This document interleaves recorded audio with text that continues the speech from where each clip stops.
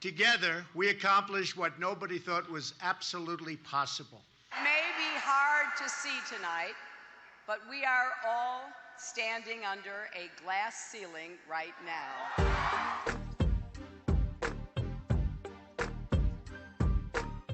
Hello, everybody, and thank you for tuning in to the Liberty Report and to our debate preview.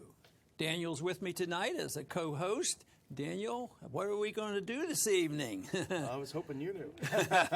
We got a lot of notes here. You think it's not too long that the debate will start, and you know everybody's sitting on pins and needles, the biggest audience ever, and the most important election in the history of mankind, which I've always challenged because I've heard that statement so often about this is the most important election. And I think the politicians like you to think that, even though when the dust settles, both sides seems to be pretty close on the issues.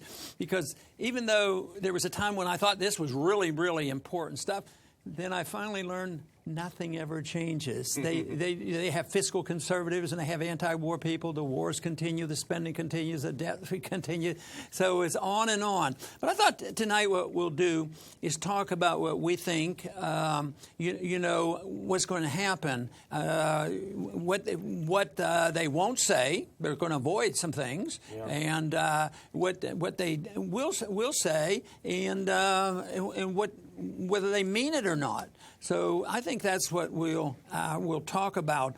But why don't we start off with we're going to hear some things that we have heard and not necessarily a solution to our problem. I think we should expect to hear the talk of free stuff. You know, we live with free stuff. That's the welfare state. Is there any reason for us to expect that they're not going to talk about it or say that it's an immoral system? Well, you know, these debates, I think, to a degree, are a lot about entertainment. And I was talking to Lou Rockwell today, and he said that the NFL is actually worried about their ratings for the first time for Monday Night Football because everyone is going to tune into the debate. So they want to make it entertaining, and I think it's difficult. Maybe we're being a little bit unfair and unkind to expect them to talk about philosophy when they want to get in their zingers against each other. But you're right. People have come to expect free things now, although free is a very relative term. And I think we're going to hear the same old story that we need to tax the rich better, as if taxing the rich would solve their problems. But we hear that so often. But I think that you'll hear it again tonight. Yeah, there's certainly the welfare mentality has made it into the middle class. I think half the population is on some sort of a federal assistance, food stamps or something. So. Yeah. And there'll be the usual grandiose exclamation mark. We have to have fairness, and we all know about fairness. You better watch your wallet when there's going to be fairness and equality. They don't talk about equal justice. They talk about equality, and that's sort of suggestive of or is collectivism. And then there's social justice. You know, you have the warriors coming in to regulate speech and social issues like that. But I imagine it will come in between the lines that they're going to be talking about protecting society and not emphasize what we emphasize here, and that is the importance of liberty for the individual. Yeah, exactly. And you know the other thing that I was thinking of in terms of domestic policy that we won't hear are things like problems with the militarization of the police. You know. There are 80,000 military-style raids in America every year. 80,000 times. They slam the door down. A lot of times they kill the wrong people. This is a huge issue that the Department of Homeland Security takes weapons from the Defense Department and sends them to little police forces across the country, and they start behaving as if they're small armies. This is such a danger to our civil liberties. And I don't think there's going to be an expression tonight of a sincere, convincing concern about our civil liberties, because they might even suggest that stopping and frisking anybody, even if you're not a suspect of anything, just randomly whenever and show your papers, this sort of thing. I think we live in that age, and of course this global war on terrorism is exaggerated tremendously, and that is going to be the excuse. So I think you're right to bring up the subject of civil liberties. I think we're vulnerable, and I don't see where we're going to see any grandiose statements about how we ought to be concerned about our civil liberties. And even if stop and frisk actually worked, but while the cops are stopping and frisking the rest of us innocent people, how many people are getting through, into malls, getting with terrorist connections who are getting through? It's the whole point is that these things don't work. They may sound good, they excite people. Stop and frisk, we're getting tough, but it's a diversion of resources to areas where they don't need to be. Right. And in general terms, I don't think we're going to hear some of the general philosophic things that are important. They're going to talk about the details. They're pragmatists and they have to do something. But really, if you don't deal with the philosophy, you can't solve the problem. I mean, you can't solve the problem of Keynesianism without talking about Keynesianism. If you endorse spending and debts, you should continue with these problems. But I don't think you're going to hear much talk about natural rights. This is important. The founders, they were writing a document. They had an election when they designed a constitution, and they talked and knew what natural rights were all about. Yeah, I think it would probably go over the head of a lot of the audience. What are you guys talking about? We want to see you fight more. Stop talking. And something that would be very strange if they brought up the non-aggression principle. Aggression is good. Domestically, with the militarization of the police, internationally, aggression is nothing. The government is always involved in some type of aggression. Taxation is aggression. So to deal with this on a principle, forget it. If they do, I'll have to confess that I was completely wrong on this. If they talk about non-aggression principle, I'll think things are maybe not quite as bad as I thought. We may need a big platter of crow for our next show that we have to eat if they. Yeah, I don't think they're going to deal in depth with the Federal Reserve. They're not going to talk about the FOMC. They're not talking about monetizing of debt. They're not going to be talking in immoral terms of the printing of money, the creation of credit, being equivalent to counterfeit. The founders believed that. They believed that fiat money, paper money, was a counterfeit. And that, of course, is why they said only silver and gold. I don't think they're going to reach that discussion. And even though nobody that's going to be listening to the debates tonight care about that much, I think it's pretty important. If they want to have reform, if they want to change the direction of the country, there's this claim that the two candidates are going to make the decision on the direction of the country. I just don't buy into that. I think the direction of the country is on autopilot, and that is more spending and more debt and more government. What is your expectation that they're going to have a serious proposal that they'll cut a whole department from the government?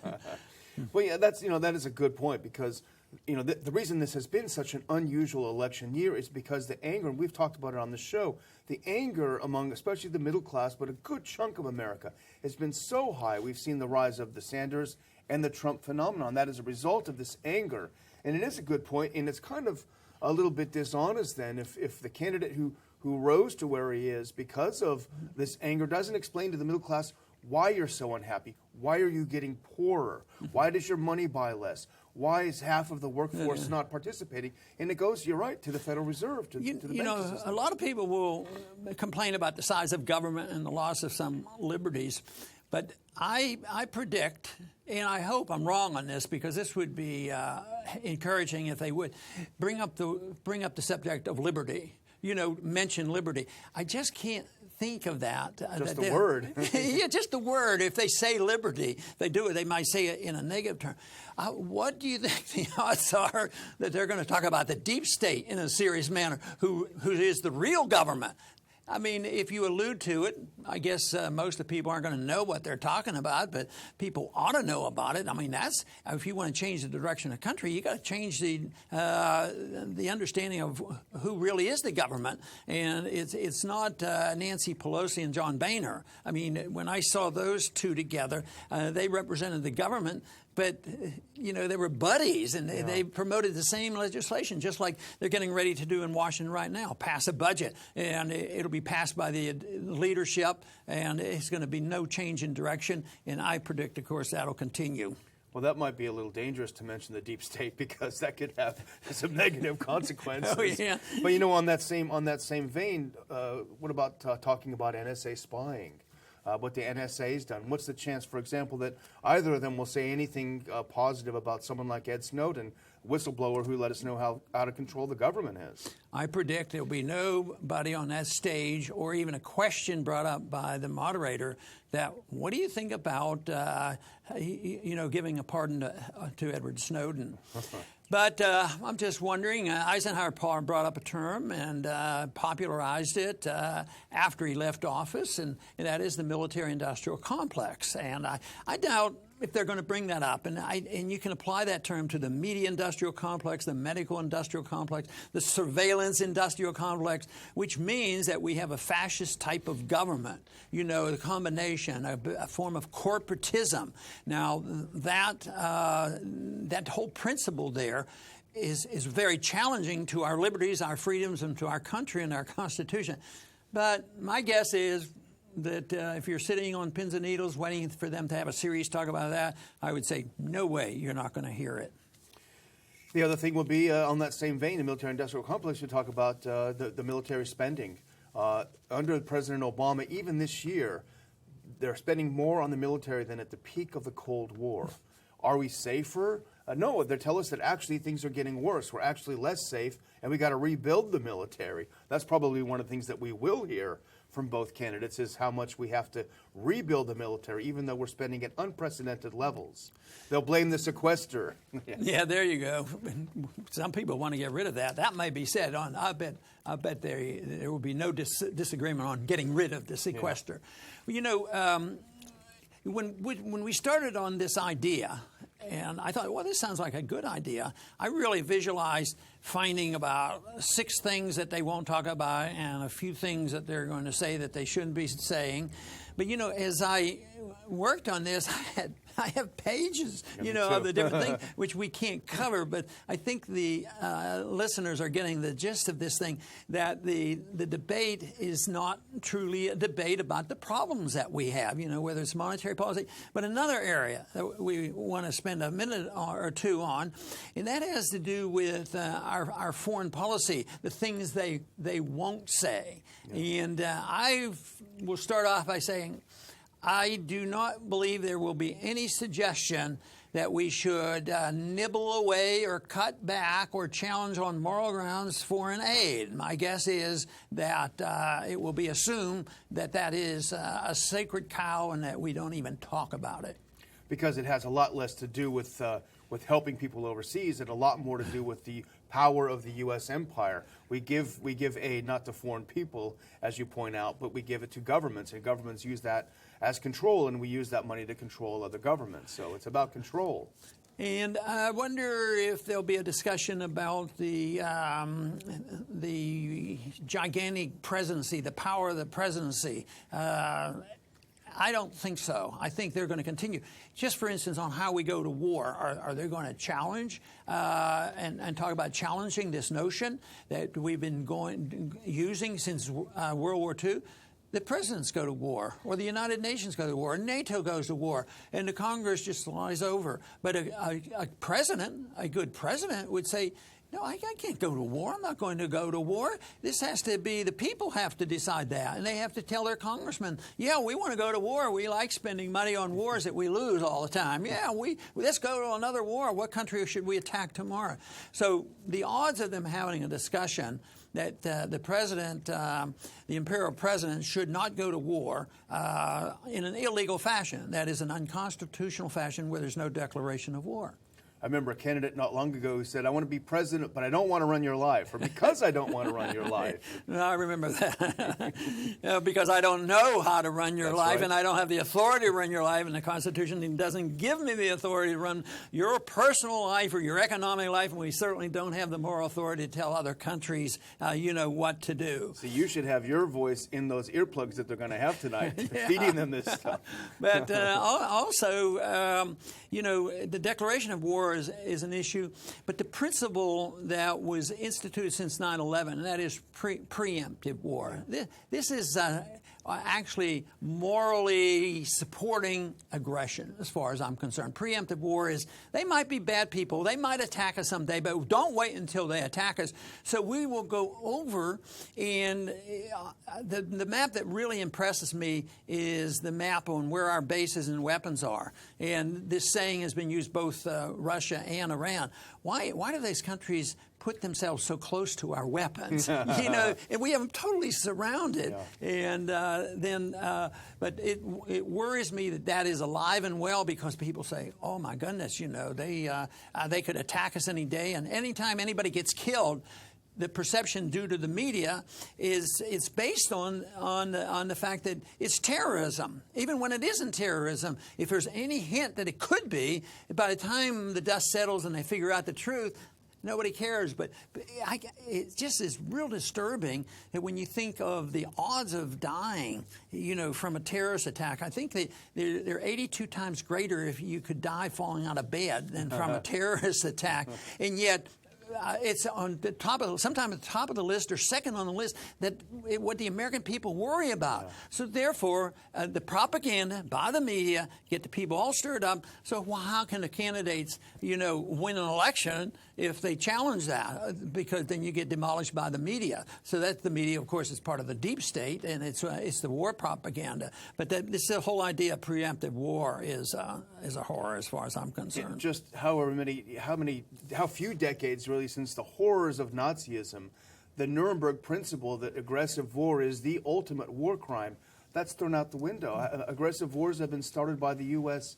on the basis of lies, from Iraq to Libya to Syria to Afghanistan even, and so on and so on. And so the principle is just gone. What are the odds, I think, about the chance of them using the term in the debate tonight, blowback?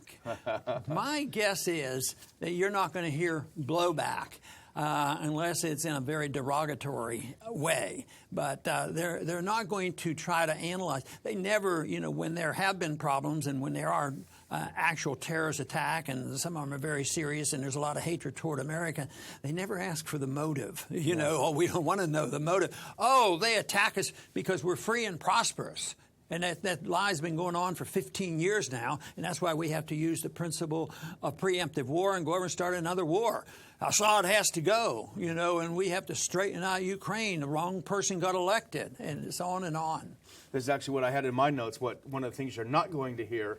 ISIS was created as a result of U.S. policy toward Iraq, an attack based on a lie. Then we imprisoned a lot of the members of the old military. We tortured them. We put them in prison together. And then we're shocked that when they get out, they decide to form ISIS, and they're shocked about the idea of blowback. One of the principles of a freer world and a freer society is that of self-determination. And self-determination, when the outsiders stay out, probably is a natural thing. But the do-gooders have to come in and want to draw lines. Just think along the West, including the United States, have been drawing the lines in the Middle East. We weren't as much involved after the First World War. We were involved, but since then we've been very much involved, and certainly after World War II and certainly after 9/11, we have to remake the Middle East. And yet the solution could be the principle of self-determination. Do the Kurds deserve a homeland? Yes. Do the Palestinians deserve a true homeland? Yes. But nobody accepts that principle. It's all who's the strongest and the toughest and where the natural resources are and who has the money and who has the most weapons and this sort of thing. But self-determination is something I wish they would talk about in a serious manner. And that has to relate to interventionism as well, because it's U.S. interventionism many times that prevents this self-determination. For example, places like North and South Korea, if the U.S. wasn't over there egging things on, I'm sure they would find a way to resolve these crises. The same with Syria and Israel, the Palestinians in Israel. If we weren't over there goading or taking sides, they would find a way. The same I remember in the Yugoslav wars when I was over there. They said we never knew who a Serb was and who a Croat was in the old days. It wasn't until these things was ginned up that people started thinking about these things. I don't expect them to have a serious discussion on bringing our troops home. I think there'll be more talk about sending more troops. They need more troops, and that's what's happening right now. More troops are going. So bringing them home, and moving that would be a different direction if you want to talk about a different direction. But I'd like a serious discussion about the imperial president that I believe still goes on. We officially don't torture, and we don't torture at Guantanamo anymore. But I imagine that the torturing still goes on. They, farm that out, as well as the kill list. That principle still stands. The NSA and they put it on the books. They do it. They haven't really repealed that. But that is a gruesome type of a policy for a republic. That in itself eliminates the republic if the president can have a kill list. Yeah, absolutely. The other thing that I'd like to hear a little bit about would be the drug war. $51 billion in direct costs every year to the United States.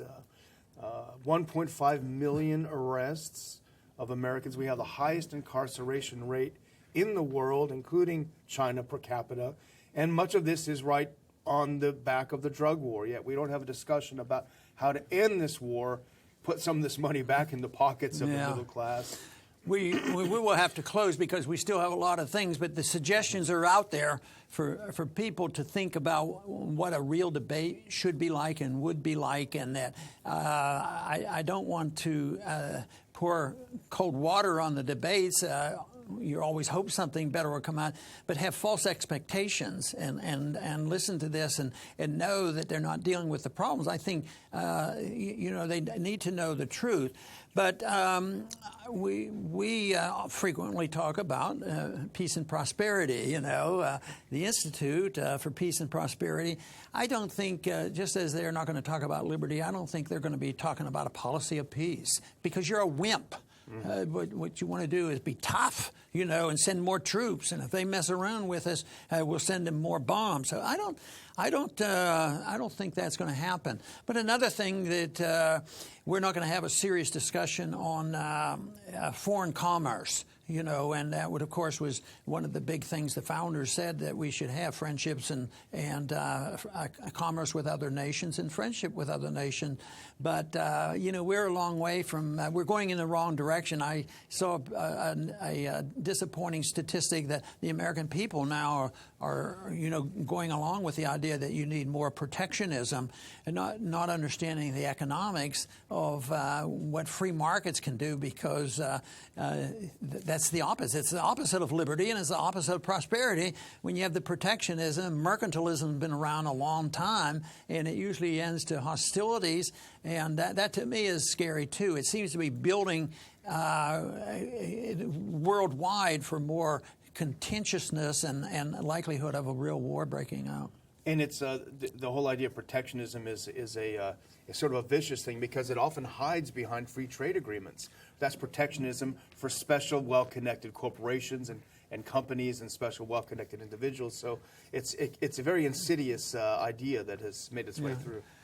Okay, I think that's what we'll do for this evening, but I do want to thank the audience for joining us. And even though this sounded negative to a few people, to me it's not negative. It's the fact that we can talk about this, and the fact that maybe our candidates aren't talking about it, but there's a lot of other people talking about it. And that's why we have an Institute for Peace and Prosperity, and we deal with free markets, and we talk to a lot of young people, because it doesn't change overnight. It takes a while, and we need to get individuals in leadership positions so that they're leading away from the type of policies we have today, whether it's Keynesian economics and inflationism and Federal Reserve and interventionist foreign policy and attack on our civil liberties. I think you have to change people's minds first. I believe we're making progress there, but I don't think you'll see the reflection of that change tonight in the debate. I want to thank you for joining us on this special report, and please come back soon to the Liberty Report.